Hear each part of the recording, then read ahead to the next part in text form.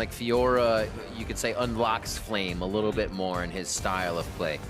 Yeah, especially when a lot of the problems that he has, it's not about individual mechanics or anything like that. It's about communication. It's about being on the same page with the team. And we saw that on the Jarvan. And the Jarvan has to work very well with the Orianna and with the rest of the team on when to engage and how to engage in these sorts of things. Whereas with Fiora, I mean, yes, you need communication and split push as far as the push and pull, but for the most part, you're just on an island and you kind of just do your own thing while the four-man squad tries not to die. A lot of people didn't like that before. Now they want to be on. Now they just want to fight on the island. It's been changing. The island is a great place to be if you're the Fiora, because Fiora owns the island. So nice. It's your getaway. Little R&R. Ken and Thresh, a few of the same things we're seeing here against Ole and Flame. And there's the Ivern Zyra once again. A lot of control being taken away from Phoenix1 in the composition with those. It definitely is. And I mean, Ivern is something that is so powerful, especially in combination with the other shielding supports. We haven't really seen it in NA, but we have seen it abroad where teams just do a first-round draft of like Karma and Lulu. You know, you can do things like that where you can just have mid lane Karma or Lulu, and you can run the protect the AD carry compositions, which I think for both of these teams does kind of play towards their strengths because their AD carries are some of the strongest members on their team. There is the Zac attack. Banned out. Phase 1 is over as the Karma will not be seen here in Game 2. Everything else is up for grabs. I definitely expect, I think, probably just first pick Lulu. I think that is very, very strong if you want to go that route. It's an easy blind pick. And since Ivern and Karma are already off the table, there's not really kind of like a shielding support type answer. That said, you know, Caitlyn is also very strong as far as the pushing power of that, and that is going to be given over to Arrow, who already was doing very well in lane on that Varus. Interesting, but also shows comfort right now. First pick me that. We know we don't have a lot of lockup and shields on the other side.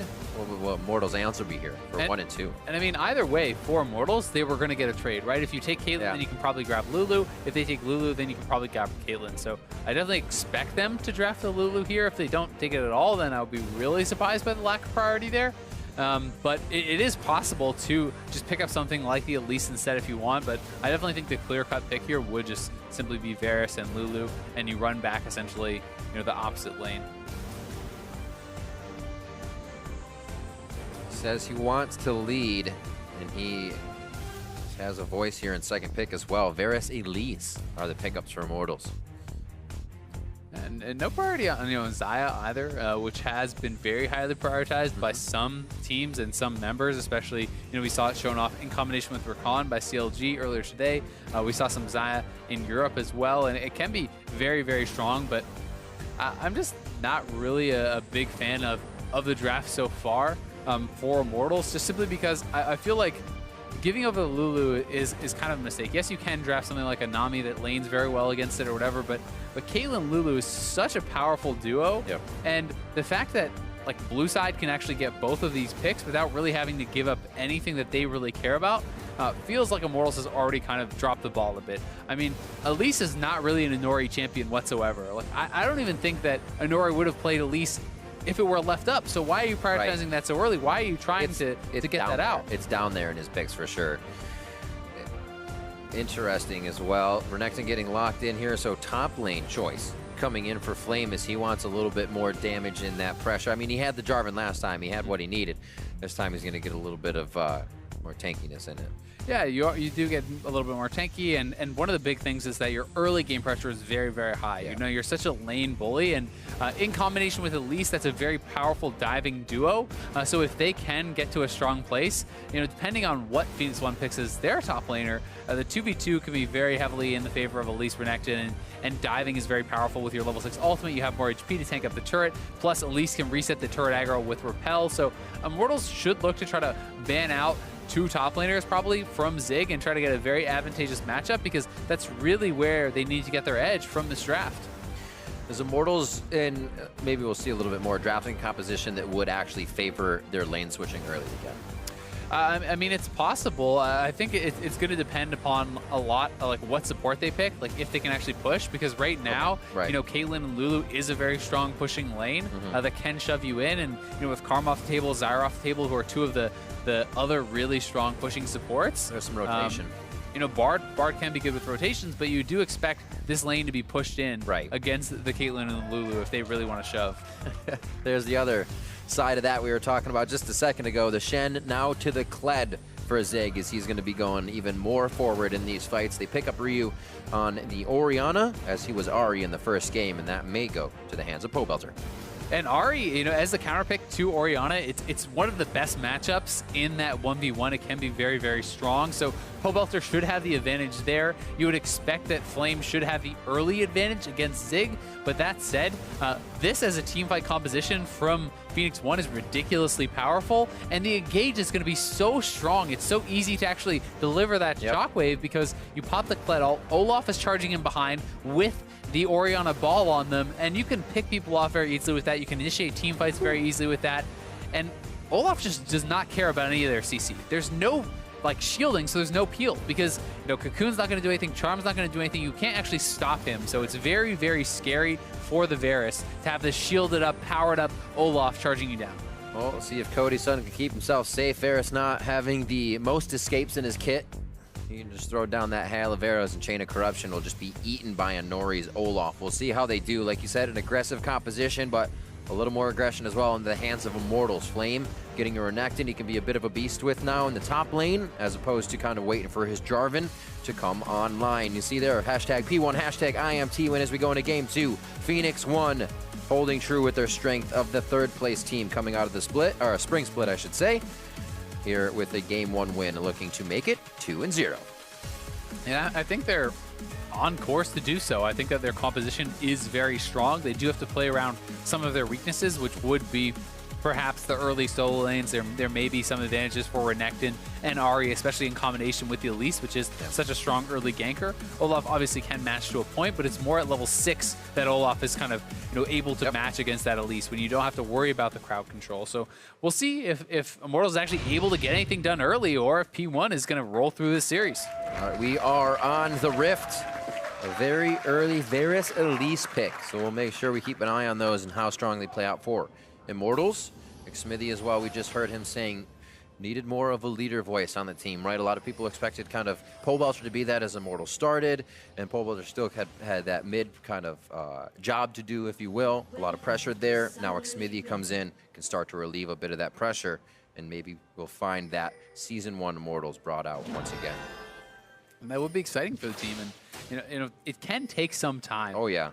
When you have a new leader on the team, a new voice, because it can give you a new way to actually play the game as a whole. And you know, Dardoch to Smithy is a very big change. It can be a positive change if he works better and integrates better into the team, but you need to get used to that.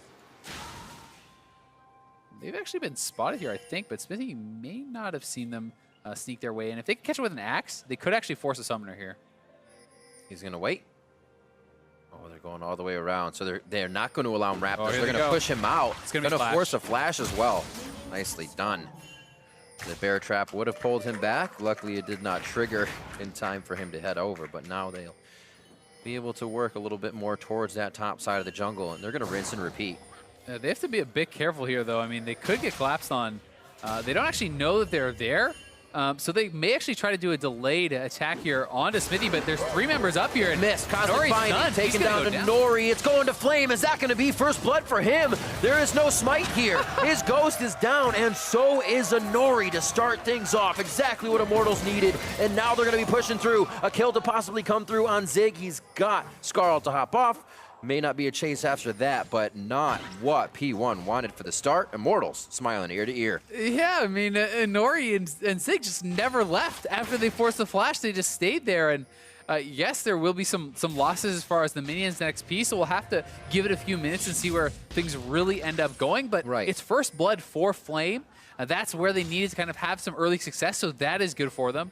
The bot lane may end up being a struggle because, you know, they're going to be down in XP and perhaps get bullied heavily off this as they blew summoners and P1's bot lane did not. So you really have to wait until all the summoners have come back up, then evaluate this. And see it again. Flame was also getting level 2 there, so expect Zig to take some damage. Oh, he did actually spot him. So he actually did see him go into that bush. So Smithy is playing it cool. They know they're there, and that is why they call up the whole team. And Olay was really the guy who was able to make this happen. Nails the binding, and then Flame levels up his stun. Good follow-up there. And then, getting another binding down, was able to force out a flash. Also keep track, we did have the flashes blown by Ole to continue that play. His Ignite is down, so kill pressure to Arrow and Shady in a lane that did very well last time. They're coming off that momentum. See Cody-san stepping up, feeling good in the situation. And Ole is trying to grab brush control still. So Immortals, they are not hesitating and trying to create pressure in different areas. Yeah, they're definitely not, and we'll see how much they can actually get done with this. And also, when Flame is going to take the time to base. Looks like they're doing a 3-man collapse onto Ryu, and they do have Flash on Flame, but he's playing it safe. Seeing that pressure towards mid, that means P1 going hard in the bot lane. Ole, big damage, that's a headshot. Caliber net backwards, the Ignite is down. That's the kill pressure we were just talking about. With summoners down, they focus Ole, possibly focusing Cody-san, but he drinks up the cocoa and stays safe. Good guy, Ole. And that's exactly why you have to kind of wait to see who really got the edge from that, because their bot lane was down on summoners because of that invade, because of what happened. And the fact that P1's bot lane was able to capitalize on this means really level 1 did not matter now. They're probably, if anything, at an advantage because they have the edge in the bot lane with Arrow and Shady on such a strong 2v2 type lane. They can all turn so quick, and that was only an Ignite needed. It went through the heel. We'll see it again right here. And Ole, I mean, he's stepping forward. He's posturing pretty aggressively. He needs to remember he has no summoners. So, you opt into this fight. P1 can look like they're losing the trade, but they have the summoner advantage, so they're still quite a bit ahead. And Shady did a good job landing both of his Qs there, lands the Ignite, able to finish him off. As well, Shady waited for that Thunderlords to come back up, going in and out of the engages, making sure he got that proc once again. Great timing. Really is. And another thing you kind of have to track is the fact that Flame never went back to base yet. So great, he got first blood. What has that gold done for him? They're laning evenly here because they're both just sitting on the same items. Had Flame started with a second Doran's item, that's a different story, but he didn't actually decide to go back and spend that gold and TP back to lane for a lane advantage. So that's the safer play, but it means that they're getting nothing from this first blood just yet. It helps for Zig. He's on one of his main champions, if not the main, so he's just kind of selected hard mode for this game. If Flame did even get a level lead because of the early kill. But he's holding out great. Now Smitty's going to be on that top side. His jungle is clear. You may see a little bit of love here as these minion waves are piling up. And you do have to be a little bit careful as Zig, as the wave is getting pushed in and Flame is approaching 6. That's where you really cannot afford to get dove, because if you lose all these minions, that is so devastating. It's actually oftentimes worse than just dying itself, is losing the XP, because you'll come back down 2 levels, and that's kind of why Honore is also up here around this time. You need to have your jungler protecting you, and likewise, Smithy is around topside because he needs to have his jungler escorting the wave in, so that he is also safe and doesn't get ganked when he's pushed that far up. Oh, Ryu trying to play the ball game. Sometimes you get yourself in trouble, but he was waiting for Honore, and Pole Belter almost took the bait on that one. Ignites held and flashes on both sides. As now the jungler topside, Smithy may feel a little more inclined to get some position after seeing Honore mid. He did see Honore there, and he's sneaking up through the brushes. So, I mean, the only thing is Flame hasn't fought yet, right? So they have to keep that in mind. He doesn't have any items, so he's not particularly strong, but Zig moving forward, he's going to get jumped on. What a great bait by Flame coming in on this one. Will not get Scarl back, and Zig goes down with teleport down as well. Really well played, and he is going to lose that whole wave, so that is very bad for him. Now Flame gets a really good base timing, and they lose that XP. Cody-san, pretty low, will survive though. Nice little relic heal there by Ole, throwing out the cup of cocoa. And we even see Arrow with the assist and kills they got coming back. Trying to farm up his call, and just get extra gold out of that, knowing they have a strong lane. Yep, and they're really going to try to push their advantage through turret damage. It's not necessarily about the farm, because Cody-san has been farming very well, but they did get a kill, and you can get up there and get a lot of damage down on the turret. Shady also, pretty atypical for pro, but it's something that I do like to see, is the early upgraded gold generation item. So he picks up the early Frostfang, and because he's constantly putting that on cooldown, he's actually going to have a lot more gold from it, in 10, 15, 20 minutes. Love that mana regen as well. If you're Lulu, you just need to keep spitting out the help picks and the spells. Honore, this could be where P1 gets a little scary. Not something they need to do, so they call it off. He's going to go ahead and see what he can do over here at blue, as Smithy was smelling something crazy in the bot lane. And Smithy did go the Moby Boots build, so you kind of have to really move around the map, and they're going for this play right now. Oh, they're moving and shaking, baby. Arrow now the focus on this. Flashing forward, there's the help as well. Level 5s, no level 6s here just yet, and Nori is going to make his way over to Ole. Ole flashes out, and now it's Flame that has come down. Ryu picks up a kill for himself as it's just a scatter for Immortals in the end, not knowing Nori was in the jungle. Oh, Smithy does hit the cocoon. Doesn't look like it's ended. They're still going for the fight. A shockwave hits Flame, doesn't do much damage. This is going to be a Nori going down, and now Flame coming up huge. Ryu's going to get taken down with one more swipe, and Shady. Arrow's also in a bad spot, looking for the execute. Nobody gets the auto on him. Cody's son diving deep, puts the snorkel on. He goes down, and it looks like, I should say Zig, as he goes down now. Cody's son trying to stay alive. That's with an Zig ace. diving him. An 8-minute ace. Absolutely ridiculous. What? Mayhem is only one down from Immortals. Oh, what a ridiculous series of events. So, I mean, this is a good play from Immortals. They want to try to force something, but Nori is down here. He can respond pretty quickly. It was a good flash from Shady. Everyone's TPing in, and basically all madness just breaks out here. They do kill off Olay, and P1 gets pretty confident with this. They know the Pobelt are still mid. They feel like they can go for a dive, but the fact that Smithy is here, lying in wait, they're walking in with no vision. So much of Nori's health is chunked out. They're tanking the turret on the right side this whole time, and they just get whittled down because Flame is very strong. Arrow actually, you know, he shouldn't have been here in the first place, but the fact that he's already there gives up an execute instead of a kill. We're going right through the batting order again. Pobelter picks himself up a kill. Shockwave is down, and Immortals activate on the mid lane. Through the catalyst was Smithy there coming in. Ole tried to get his hands on that a bit, but Immortals much more proactive this game with his composition than they were in game 1. Definitely, and I actually can't remember the last time I saw an ace that early. It's very CLG-esque. But they had already played, and here it is, on to Ryu, trying to juke out the cocoon, but Smithy just waits him out. Very nicely done. Cocoon into the charm. Really smart stuff from him. Allow him to just juke himself to death because he didn't have flash. Simple Elise mind games. You run up, throw the Q first. Almost looks like Cocoon. Then he's running back towards the turret. Grab him. Nice farming. Love watching Zig do this. Yeah, I mean, with the Moby Boots in the Aether, which be so ridiculously fast that he's going to get right up in your face and be able to kind of do this sort of a play. And unless you have a summoner, you can't actually really do anything about it. He'll just run up point blank. Well, that's what they're betting on. Both summoners down right now for Ryu, and he's actually been playing the mind game, if you will, with the ball and throwing at Pobelter. So Pobelter has had the upper hand. Tempered Fate just off to the side as Immortals again pressuring bot lane, not giving P1 any time to really set anything up. And this may call pressure for Nori mid to see if they can gather something there. And it should be first turret. This is actually super smart from Immortals, because if you think about the advantage that P1 was accruing was really the turret damage. You can see that bot lane turret was so low, and you come down, you make this play, and then all that is essentially for naught. They get first turret anyway. They open up the map more. They can control vision, and that's an Infernal Dragon that they could look to next. Turrets like that as well for Immortals, I feel, are ones you can predict the team's going to take, and they can make something else happen on the map for themselves. It being so low, you know someone's going to be down there. You can take the fight if you want it. It's all easier said than done, but just about 2.4 thousand gold in the lead already. Immortals may be able to do whatever they want. Here we go for that dragon as they recuperate from the backing.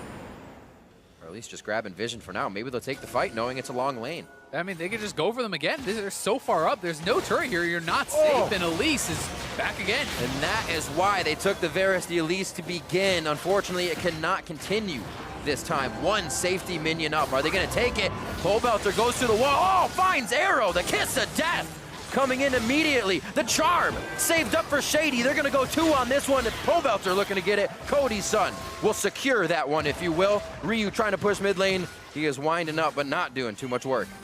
And P1 just not really kind of showing their respect over to their opponents. The fact that they're that far up in the lane, without really a lot of vision in the area, without a turret to defend you, without summoners. That's that play. They're going to go for this turret. Let's make a play on them. Immortals kind of doing the fundamentals here. Get themselves the Infernal. We'll have nice vision around this area, and if they need to even give Flame help, they can head topside to do that. They have great control so far. Now this is a very heavy damage team that they're running, and when you have a composition that loves to build a lot of AP and AD, that Infernal is that much more valuable. So here is the initial play. You can see in the background the Bard and the Ahri were already roaming down, and that's what kind of gives them the confidence to move forward. They have to retreat momentarily here when Inori does show up, but Inori is right? He can't actually do a lot in these fights. So is Arrow. They know they don't have summoners, so Pobelter has the confidence just to dive right in there, knowing they can't really turn on him. Great, simple mechanics by Pobelter. So easy to cast one of those wrong, but he hits everything spot on. Flame. That feels turret pushed bad when you're getting actually proxied off your turret in a 1v1. And Flame is playing a very strong early champion, got first blood, picked up a couple more kills in that bot lane ace, and he is just so much stronger than Zig at this point. That Zig is really getting bullied and falling very, very far behind. And it seems like we saw, Jarvan last time. We were talking about the Fiora for Flame, but now the Renekton. It seems like the Fiora, the Renekton, more than just one engage. The Jarvan kind of leaves him with the one option. The Renekton continues to go in the fight, and that seems to favor Flame's mechanics, Flame's fight style. Yeah, and I also think that Renekton can kind of be more aggressive and push an edge in the lane more than kind of this bruiser, tanky build that is the same thing for Jarvan. I just think that Renekton is more of an early game champion. Yeah. See what he can do with 3-0-2. Also in mid lane, the solo lanes for Immortals right now matched up and heavy hitters. Got 14 minutes in. We'll see how they use it. If they're kind of going back to somewhat of a laning phase. They've broken out of the bottom now because they need to use this pressure, and it looks like they will put it mid. And you want to see Immortals continue to look to make plays, and this is a good attempt because now you can get a little bit of damage down on the turret. Had they landed that should be a kill. They don't, but they need to constantly make plays because you do not have as well of a scaling comp, right? You have a Bard versus a Lulu. You have, the Elise is going Moby Boots and getting picked off. You don't have an Elise at the moment, actually. 30 seconds on the clock for Xmithie with no teammates behind him. That's tough, and maybe that's the thing, though. You need to constantly make the plays and push the edge, because if you get late game 5v5 with this composition, with the Orianna, the Caitlyn, the Lulu, and this big beefy front line, it's going to be so hard for Immortals to match up. So despite their early game success, they need to get more, and they're trying to do that. Nice slice and dice, keeping on the front side of the fight. Ole could get a long Cosmic Binding now against the turret. Doesn't find it. Actually, Scarl popped off, but they're still going to get Zig. I've actually never seen him have this much trouble from a team on Kled. Yeah, he really is getting picked on, and Flame's just doing a great job. I mean, he's got that early advantage. He's really pressuring it. Zig didn't think he had a chance to get out, decides to not even blow the flash despite having a lot of time to do that.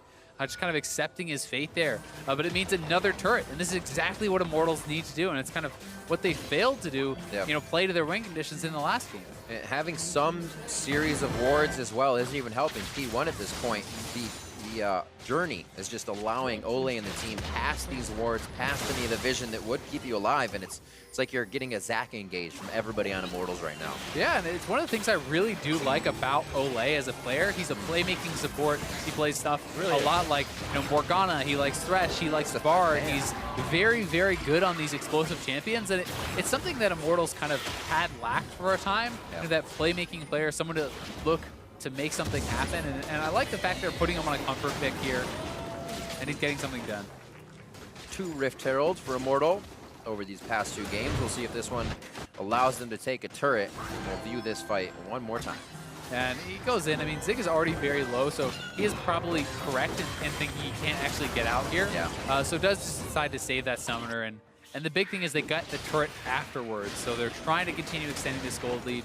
But meanwhile, a lot of farming going on for Inori. He's actually a level up on Xmithie, despite the fact that Xmithie has gotten kind of more done. And Orianna is very close in gold. The Caitlyn is getting pretty strong, has cashed out her call, took down bot lane turrets. So P1 is going to get to a point where even from behind, they will be pretty scary in the team fight, as long as they can try to make Immortals fight for every inch, not just start giving up too much. Still waiting for the scaling.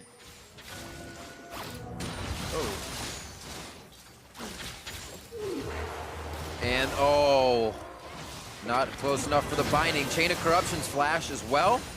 Everything at the last second, and the cleanse immediately. to make sure that does not stick. But Immortals all over the map is just coming out of the woodwork, and P1 is not expecting it. I mean, it's another play from Olay, right? Force both the mid lane summoners. Cody-san timed his ultimate very well, so Ryu did have to use both those summoners, like he called it out, with that cleanse, and now right onto that mid lane turret. Orianna had to back up, and they don't really have the wave clear to feel safe to do this, it looks like. They have to call Zig over. It might be the engage. He actually stops halfway through and turns back to the top lane, knowing that the wave is cleared. A few wards are behind Immortals, but really no position for Zig to get behind them and get a clean engage. The team has a lot of safety to get out with that magical journey. It's like Immortals still playing it safe too. They'll get pushed back. They're not going to take every fight just because it comes to them. They are playing their win condition quite well here. Looking at a 3,000 gold lead, just about 20 minutes in. Yeah, they really are. The one thing going for P1 though is if Zig can stabilize against Flame and just hold that lane even, you know, you don't join the fight, but he doesn't either. In the 4v4, P1 is actually very, very even, pretty much. Like, they're actually pretty reasonably tied here, and with the comp advantages, I think that they can match up 4v4. Most of the advantage is on Flame, so if Zig can stabilize, they can look to try to fight it out 4v4. Got his Black Cleaver, currently sitting on 1,200 gold. So Zig does have items to get. He's trying to clear out these last few waves here. But you can see he's down 1,600 alone right there on to Flame. It's such a great early game. Mid lane pretty even up, as we said. We just have to see one of those shockwaves hit here that Immortals has been so good at dodging. Trap line is out. Last bit of protection here on the mid turret, and it looks like Immortals will stop the pressure. And if you're P1, you're really unhappy about the fact that it was double Infernal. I mean, that is pretty brutal because Elise is building damage, well, going into some tank now, but you know, a lot of AD on Renekton, on Cody-san. Belter is going to get a lot out of this. Like, everyone is going to get something from this, and the fact that you're able to pick up double means they're able to get these pretty easy objectives without having to force anything too crazy. Nice reaction. Always worth a try, but it is very hard to hit. Especially if Belter was kind of playing mind games in the mid lane as an Ahri versus an Ori. Sometimes you'll sit near the ball. You're ready. You're saying, oh, yeah, I'm a little slow to the hit this time. And you'll always get that Orianna to play the ball game with you. Here comes Rift Herald. Yep, on the top side. Exactly. He held on to it, didn't even expend it on that low HP turret. And it's going to get a lot of damage down here. They're sieging aggressively. Can they actually kill the turret? Probably not. Almost, though. That's like almost an entire health bar on that turret. So now Flame can actually get back in the isolated 1v1 in that top lane. And one or two hits, and he will take that out. So that's now the safety of that removed from Zig. See, Olay playing pretty scary up here, but also making sure Cody-san could possibly get out alive, waiting for the blast cone. He's over, and he is to safety. Flame now, lane to lane. He's doing coast-to-coast work for the team, making sure everything's pushed when it can be pushed. He's just close to the CS that Ryu has right now as he's been keeping himself up in farm. So it seems like P1, without that early game, definitely on the back foot, not able to find their way in. It's almost kind of flipping that first game over. We saw P1 engaging all the time, and now they're having trouble even finding a way in. They definitely have been. Pretty interesting second buy here from Smithy. Early Knight's Vow, actually, for Cody-san. Already linking up with him. So to me, this really does tell you that they're trying to actually push their edge now. They're trying to, you know, get Varus to the strongest possible point that he can be at because he has a lot of their kills and you know, already on 2 items. You get him the Nice Vow on top of that. If you can keep him alive, he's going to be very, very powerful in the fight. But a lot of interesting itemization options here. Like, you know, Zig, he picks up a Caulfield's. That could be a Death Dance. It could also be a Mob, but they're looking for an engage. As Flame is bot side, we'll see if they go for it. Zig could throw it down here. He has the entry right to the back line, but he can't really see the front line. The ward just got placed, and he did not like what he saw. Flame teleport up. Looks like he's going to wait on seeing Zig come down. And he's just going to zone him off the creep wave, right? Try to force Zig away, and Olay is here. Ultimate rather coming in from Zig. Shady just on the other side.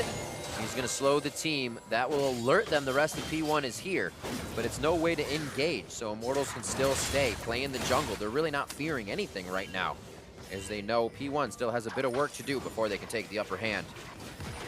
And honestly, they don't have to fear anything. As long as they know that they have even or greater numbers, there's no reason to be afraid. They're very, very strong at this point in the game. Top wave eventually going to squeeze out for P1, so they don't have to worry too much about it. Bot lane they're handling right now. But Immortals doing a very nice job recuperating from game 1. Cody-san and Ole switching things up a bit, even after taking that hit very early in the bot lane with summoners down. Able to stop that bleeding from happening.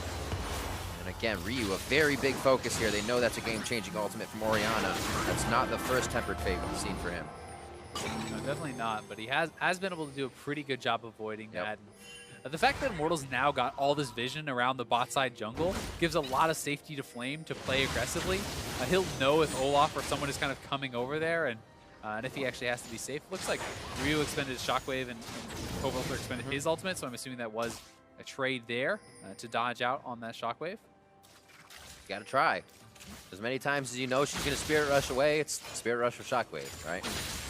So you take it, you go on it. Yeah, and I think it's a good trade for Ryu if he can get that every time, because he is just trying to farm. He is just trying to slow down the game, and if you can make Pobelter blow his kind of playmaking ultimate every time, then it's harder for him to really push the pace, right? And as P1, you want to play the slow game from this position. They're both just about 69 seconds for Pobelters and 68.5 for Ryu, so as soon as they come up, they are firing right at each other. Ward clearing going on by Immortals, so they can make one of those plays count. The one thing you obviously have to be scared of, though, for Ryu is if you drop that Shockwave and he ultimates past the ball aggressively, then you could be in trouble in an all-in. It's scary. But Pobelter hasn't really had the confidence, or perhaps hasn't had the vision to allow him to do that. So it's definitely something that he's got to be careful of. And Ole on the side, probably looking for a Bard ultimate pretty soon. It's going to be coming back up, and that will likely be their next attempt at a play. There's a cleanse. Very nicely done. That called for a chain of corruption. Shockwave just missed as well. A few more. So, whoa! Cody-san trying to get the hits on the turret. Underestimating the damage. Puts Immortals on the back foot here. And P1 has not had this chance for a while. Luckily for Immortals, they were able to create the distance right away, but that was dangerous. Yeah, it feels like a little bit of frustration there, kind of seeping in for Immortals. Not able to get anything done for a while. And they try to overforce on that play. It actually almost costs Cody-san his life, but he does hold on the summoners. And Zig is setting up for a flank here. I'm thinking that Cody-san may have had to go back to base. He actually hasn't, because I do believe he had that red buff and a lot of regen, so right back to bot. Oh, good spread. Ragnarok. Teleport, that's Flame. He's going to be right on Honori. Does he try to go for him? That was Ruthless Predator on the first hit, or just his Tiamat. We'll have to see the resulting fight here if he can stun. Just calling the wave to get it forward now as everybody repositions onto this one. Zig, oh, double stun! No follow-up from Ole, though. Unfortunate. But he saves himself, and actually that made P1 turn as well. These skirmishes have no end, but many starts. Somehow. Yeah, many starts. They're not able to really get anything too big from it. Trade of some summoners, some ultimates being traded out. Immortals will grab the dragon, but this one is not something that P1 is super concerned about, and definitely not one you want to fight over. If the next is an Infernal, that's something they may have to consider fighting for, because triple Infernal may just be too big of an advantage to actually give over, and it is. So for Immortals, you essentially now know in 6 minutes, they must contest you. Yep. So you can look to try to set up a big play around that time before P1 has really gotten to the point where they would ideally like to fight. Seems like so long, Isaac. We have to wait 6 minutes? It definitely is. And I mean, that's the thing. It's like, for Immortals, they're kind of feeling that pressure too, right? You know, because this is scaling. Like this whole composition is very, very powerful. And Ryu, he has not been dying in a while. He's been farming well. Arrow is going to be approaching, in that 6 minutes, he may be approaching his 3rd item here too. If Caitlyn's on 3 items, if Orianna's on 3 items, you're pretty scared if you're only up a couple thousand gold here. Now, we did see that Caitlyn was the first pick on the side of P1. It did happen that it was the Elise Ferris. So if Shady comes up big on that Lulu, that Caitlyn picked for Arrow, your MVP of Spring Split, could be coming up huge. As you said, farming well, Ryu farming well. The impact plays have not happened yet. Here we go. Oh, my word. Ole taking a bit of damage, but he has been able to get himself in and out of these situations that calls P1 over, wastes their resources, then gets himself back with the team. Here, I think they're taking a little bit too much damage.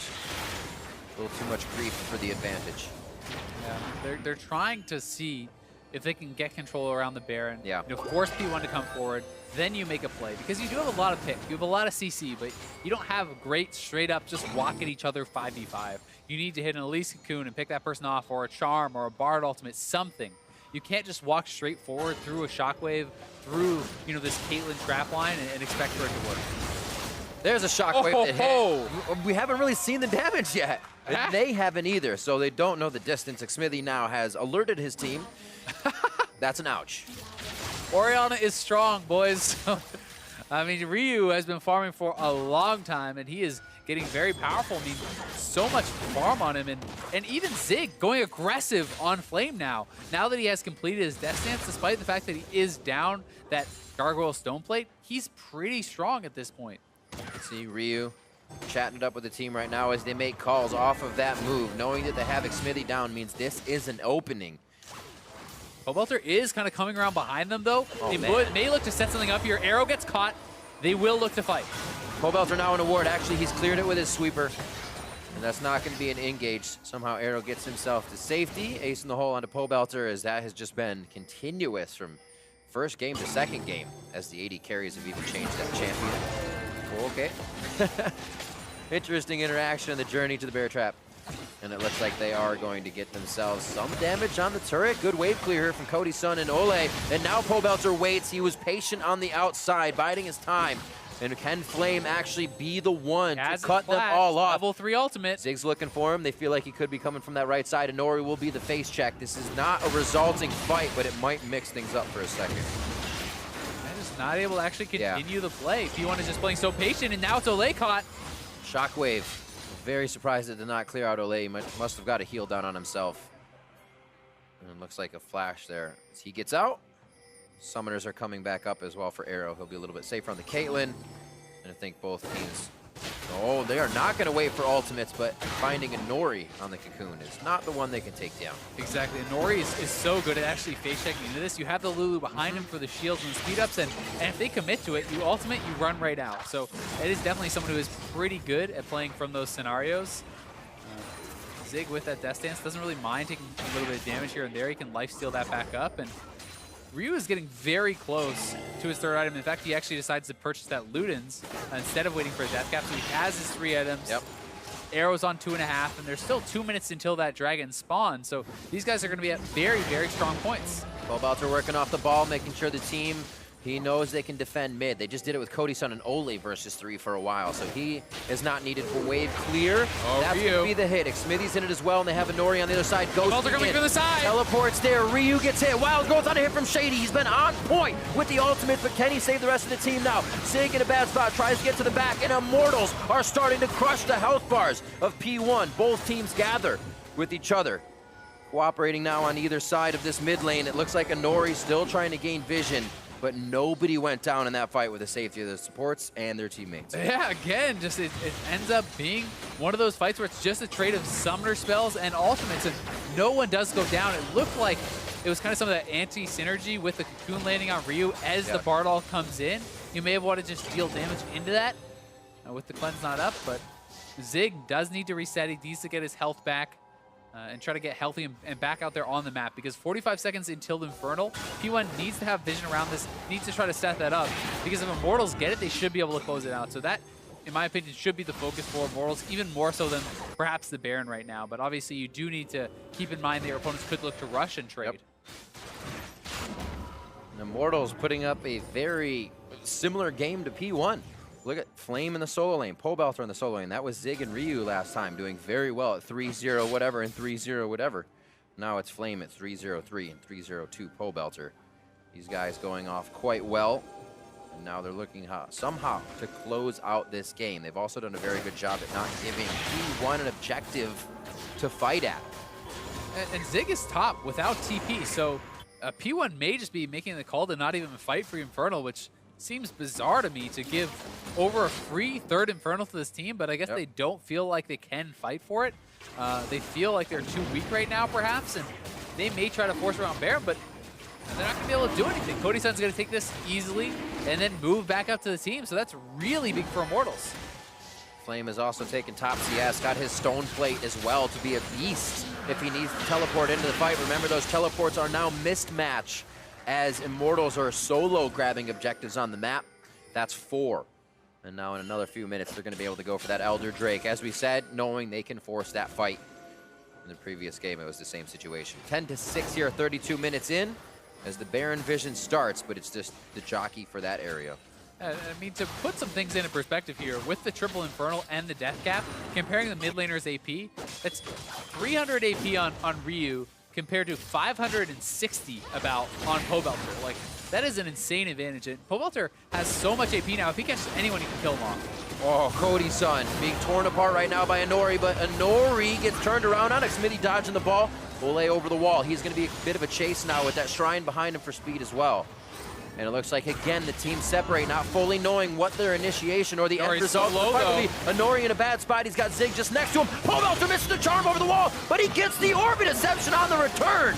Hitting Inori. Flame goes in, takes a few shots. Arrow throws out the Peacemaker, but cannot find that result. And now Zig just missing out on the Cocoon. A shield from Shady as Immortals once again close down on just one member, but then another turret. And they can perhaps even just keep pushing it. They're going to actually go straight back towards the Baron with Inori dead, Zig very low, and no TP on him. They know this should be theirs. Flame is a little bit low on HP. Shockwave coming up pretty soon. We'll see if P1 actually wants to try to fight this. It's going to go down fast. Ball Vision, huge damage to Ole. Moves it in, doesn't have a Shockwave position on that. 2,000 health on the Baron. That's the hit to Xmithy. Flames out with a sliver of HP and probably calling the team over as well. They can't afford to fight. Pobelter going in huge. Xmithy picks up the kill. Arrow now doing what he can. He does have Shady on his back. Zig says we can fight this, and the team is there with him. Pobelter just going to go ahead and pray for this one. He's going down. A kill to Arrow, but they do lose the Baron. And it's still very worthwhile, I think, for Immortals. We'll see how much P1 can actually get off this, but you're seeing the effects of these neutral objectives that they've taken, and they're so ridiculously strong. With the triple Infernal, Inori is getting absolutely melted, and then Pobelter stepping forward, deleting Ryu. They are so powerful at this stage, and P1 felt like they had to try something. If Shockwave was up a little bit earlier, it could have made the difference. I think this Observer UI, I'm not sure it was actually up just yet at this point. At least in live, it didn't look like it, but right now, Flame moving forward has his GA complete, and they're going to look to chase him down because Smithy is here too. They are out of there. Quick run to the base. Good vision wards in there for P1. They will be able to stop or see Xmithy coming through, that they can stave off whatever this snowball would be. Unlucky for them, Pobelter waiting to come back up. You can see how much pressure just 2 people can create, though. Yep, and I did get confirmation that in the replay, although it showed the Shockwave being up, it was down as it appeared to be in the live play. So it wasn't that Ryu made some misplay or anything, just not using it. Yep. He just didn't have the ability yet. Otherwise, he would have been able to punish more. 3 seconds away. Very, very close. And that can make all the difference, right? Like, at this point, when you're this strong on Orianna, the Shockwave combo, you can actually sometimes just outsmite the jungler. This becomes difficult. You can't even take a look at the camps in your jungle without seeing Immortals come out from behind the wall.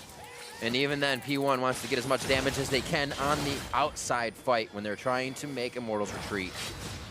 It's the back and forth. Who's got the better yo-yo game?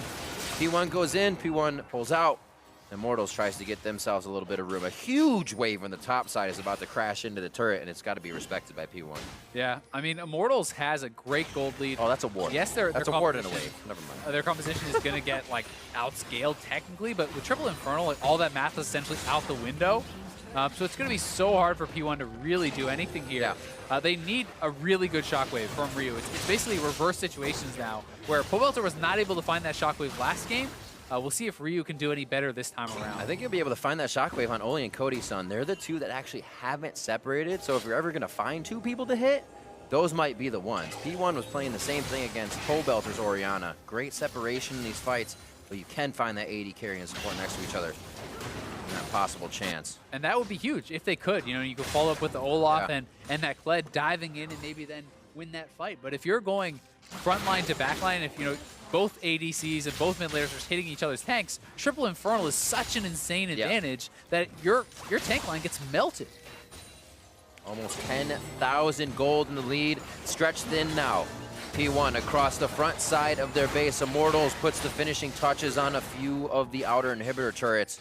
Next wave coming in here from Flame may be one of those. He will be responded to by Ryu. You're just waiting, ready to set up these bushwhacks, ready to play. Ole. No, how many supports this late in the game hang out by themselves? I'm going to start calling him Trole. He just hangs out. He can just mess up your roam so hard. He's been doing it by himself, back and forth, picking up chimes, getting a Cosmic Binding. Oh, and here's the engage. They're looking for Cody-san. Can they get through? Here goes Zig. Cosmic Binding back. They lock him up, but the bear trap on a rope just gets broken. Cosmic Binding in. Ragnarok's going to be next. That is held. And again, Ole gets his bot lane out. Yeah, they're able to survive, and top lane is being pressured. Ryu is here. I don't know if he can take this 1v1. We'll see. The Shockwave on himself. Throws down the sombrero for the party. And a slow walkout. The redemption coming in. Yeah, he should be okay. Bard is coming here as well. I don't know. Ryu's going to keep going they're for going it. to fight for it. Oh, hit comes in. One more onto Pole Belter. The Guardian, or I'm sorry, onto Ryu. The Guardian Angel is procced up. Slice and dice through. There they are. The Ragnarok's not going to be stopped by the binding. Yes, it just wears off. And once again, he gets out his players alive. Was so long that the Ragnarok expired during it, and they're already on the Infernal. If 3 Infernals wasn't enough, you add in the Elder, you get 50% more on top of that. They are so ridiculously strong with the true damage plus all the AD and AP they have. Immortals is playing several little games around the map on this game. They're able to play a little bit of a fight in top side, making sure they're working off the ball as they get the Elder Drake on the bottom, and now with a 10.6 thousand gold lead. They look to put the hits on these turrets. Trap line is out, but it's only going to do so much if they lock down the turret. Ole over the wall. He's going to start drawing in a fight, but that allows the back line to get hit, and Pole Belter takes that advantage immediately. Turret goes down, so does Ole. Is it hashtag worth? We'll have to find out. Yeah, I mean, Ryu is back up, so they're going to look for the miracle fight. They need a good shockwave. Can they get it? And Righteous Glory there as well for the team to use if they need more catch. Smithy taking the damage. The repel is straight down as he has nowhere to go. Flashes over the wall, taking one shot. The charm, are they going back in? They do! They take down Ryu. He's out. Zig, very, very low, waiting to get Scarl. One more attack, but he can't get in. And it does not look like anybody else is going to get the shot that they need. Flame right on that heavy call to Meek. If he needs to get his health back, he will be able to. And Immortals play that one right to the skin of their teeth. Arrow looking for possibly another kill, but the team hesitating on their calls. They say safety over aggression. Yeah, I mean, Arrow team fighting very well. You would want him to try to step forward and finish off those low HP members, but he knows he can't because they're so strong. And if you get hit by really one Q and even a W from Pole Belter, you're probably just going to die. I mean, Ole is going pretty nuts here, feeling very confident, but look at the amount of damage Pole Belter puts on a full tank Olaf. If that is your AD carry or anyone else, they die instantly. So that is the threat he is dealing with. But P1 does hang on. Arrow getting a lot of damage out, playing it very safely here too, and maximizing his efficiency. And with good team fighting from him, they are still alive against all the odds. That's something we said about it earlier. A lot of the stats match up here. But Arrow's damage. Look at that. That was a charm that did 80% of his health. It was ridiculous. That over the shoulder of the tank right in front of him. What a shot onto Ryu. That's actually nuts. When I saw him get chunked that hard, I had assumed it was the Q plus the charm. That was just a charm. He almost one-shot him. Kiss of death, man. 15-9, 40 minutes in. P1 holding off this game against the odds because Immortals has been at the front door of that base. Oh, that Bard ultimate. That was a flash as well. Shady is definitely stuck if he gets hit. Cosmic Binding missing on the outside. Ryu may not have much longer to live. Wildgate's coming in from Shady as he can, and he gets taken down instantly by Flame. Zig and the rest of the still team alive, very though. low on the backside. Can he hit? No, Arrow does have red. He can kite himself out, but there may be too many members to kite out as it's only Arrow and Ryu alive. Immortals is in the base. They are, and they have the minion wave there. They're going to get at least one more inhibitor, but P1 is going to heal back up. They're going to get back out there, and these are some low health bars for Immortals, so it's a little bit risky if they stick around. We'll see if they try to go for the end. 30 seconds, no shockwave. Arrow can still deliver that damage. The trap line is set, and the headshots could be the catalyst to keeping the base alive. If Smithy goes down, the ball will not reach, and no dissonance damage to follow through. Arrow in a bad spot now. He finds two members of Immortals. The Nexus is now going to be in the eyes of Immortals. And 20-9 in a turnaround game 2. Immortals brings us to a game 3. Well played from Immortals. I mean, they did what they needed to do. They did have some trouble closing it out, but the objective control really paid off for them so big. Grabbing those 3 Infernals, getting the Elder Dragon.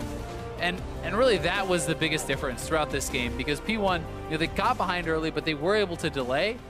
The fact that Immortals got triple Infernal and kind of controlled the map like that was really their edge and the reason they won. Props in both games now to the solo laners. P1 had it in the first game. It was all about Flame and Ryu. This game, it was about Zig and Ryu. This game about Flame and Polebelter playing so well. Bot lane coming up after that huge hit in the beginning, but Immortals really stepped up this game. Game 1, they seemed to be okay with things happening. This game, they wanted to make things happen. Yeah, they did, and they had to, because they picked this pick composition where they're going to get outscaled, they're going to get out-team fought in a 5v5. I mean, look how close some of these team fights were, and they were up, 17,000 gold with triple Infernal, and these were close late-game team fights. So had they not made so much happen, gotten all those neutral objectives, they certainly would have lost late game, but they were able to execute it, and we're going to game 3. I love it. Great start to the summer split. We're going to get 6 games on day 1, and there's still 1 more to go. For more on how Immortals tied this series, let's hand it off to the analyst desk.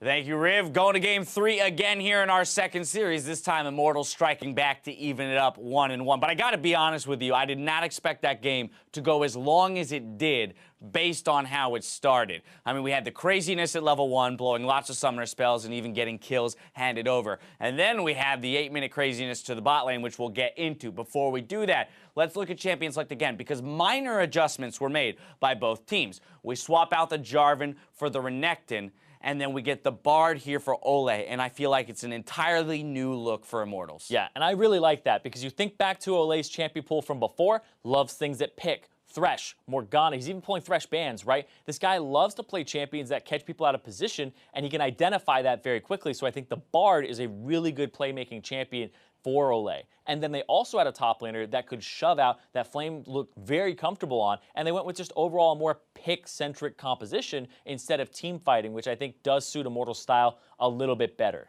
That said, they were aided by 5 early kills here at 8 minutes. 5 for 1 in the bot lane. Let's take a look at this Clown Fiesta. Yeah. As it develops. One of them is an execute, though, so they didn't get That's full credit for that one. But I think one of the big things here is the TPs come through, and then Ole gets caught out on the side.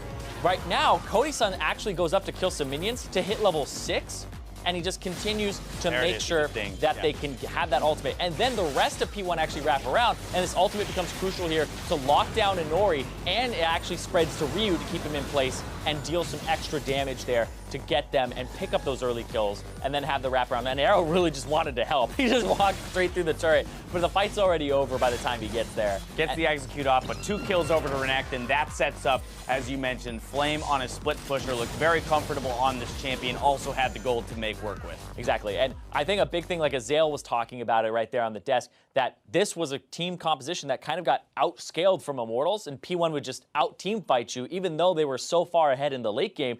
Immortals still struggled a little bit in the team fights. It doesn't seem to be their forte to begin with, but also that composition could have been bad, but that was a fight that got, slingshotted back on to the Phoenix1, and they started it. Now the sun has set here in LA as we get a look at Polebelter, our player of the game this time around on that Ahri. I know, Zyrene, you loved the build path taken by Polebelter, considering the state of the game, both the gold that he had as well as the dragons picked up. Yeah, a lot of Ahris will go things like Banshee's Veil second, and you really want Void Staff like third item, but he went for a Death Cap as well as a Morellonomicon and a Luden's Echo. So he was actually, when they got 3 Infernal Drakes, he was getting over 120 AP from those Infernal Drakes, making so much use of them that he was able to run into those team fights, Spirit Rush in, W, really didn't have to hit any skill shots, and then people were just dying left and right. Yeah, I mean, you heard Azale talking about when the charm hits in the late game, so he did hit the skill shot. It did 80% of Ryu's health. He doesn't have to hit it. He could have just W'd and probably killed everybody, Spirit Rushed around,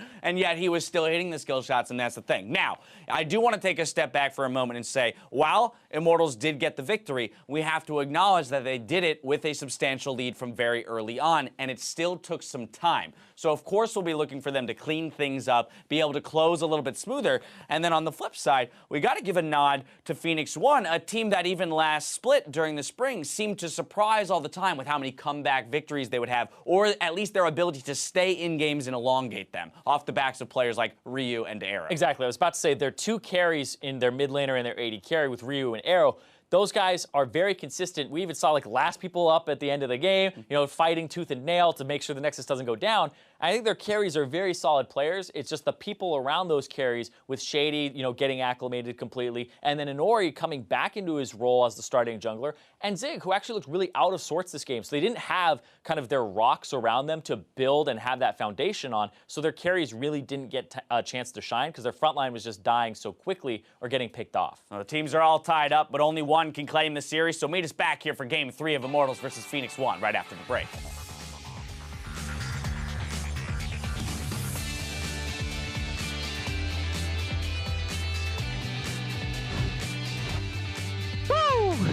Let's go. Let's go. High energy, guys. High energy. 3 members up here. And Missed. Cosmic Nori's Find done. taken He's down gonna to go down. Nori. It's going to Flame. Is that going to be first blood for him? There is no smite here. His ghost is down, and so is a Nori. Doesn't look like it's ended. They're still going for the fight. A shockwave hits Flame. Doesn't do much damage. This is going to be a Nori going down, and now Flame coming up huge. Ryu's going to get taken down with one more swipe. Are they going to take it? Belter goes through the wall. Oh, finds Arrow. The kiss of death. Hold up. I'm here. Play. Keep going. Wildgate's coming in from Shady as he can, and he gets taken down instantly by Flame. Zig and the Arrow's rest of the still team alive, very though. low on the backside. Can he hit? No, Arrow does have red. He can kite himself out, but there may be too many members to kite out. And 20-9 in a turnaround Game 2.